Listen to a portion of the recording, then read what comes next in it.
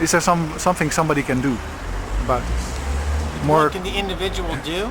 Yes. And well, if you're talking specifically in Holland, I think, well, what's interesting is in Holland, of course, the reaction to all of this is a big lurch to the right in on the political front.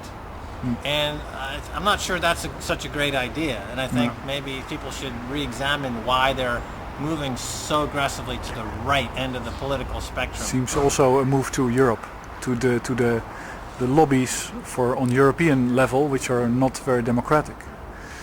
Sure, that's right. So on the political front, there's a lot that Holland's been doing for a number of years that people should embrace and understand that this is not a time necessarily to panic and to switch over to another model, if you will, and especially to go to that right end of the political spectrum, because there's nothing good over there on the right side of the political spectrum, and at the moment, because it's been horribly corrupted.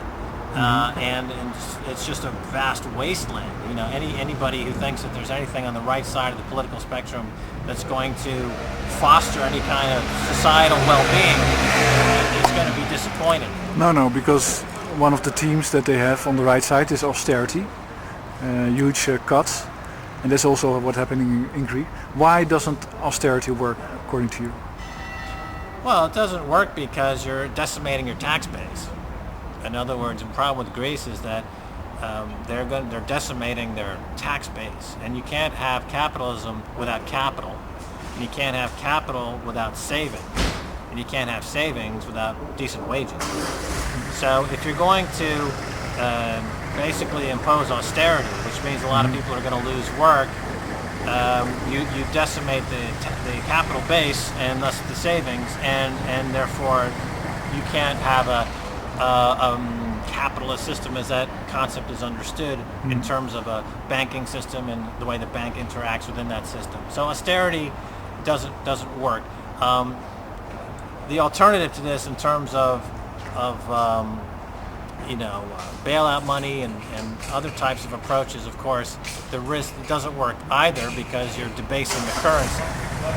So we're at this interesting inflection point where after 25 years of really running the system at extraordinarily high RPMs, let's say. The banking system running at extraordinarily high debt-to-equity ratio, just too much debt in the system.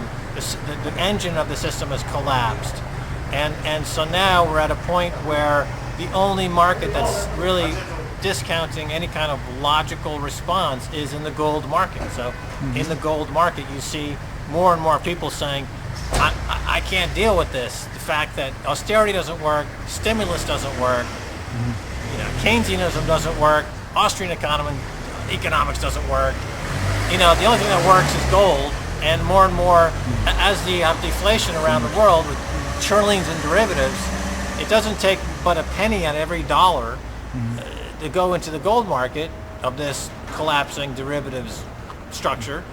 To keep the price of gold moving higher, because the price of gold is still, even today, by comparison to the global debt market, teeny. It's less than $4 trillion total gold.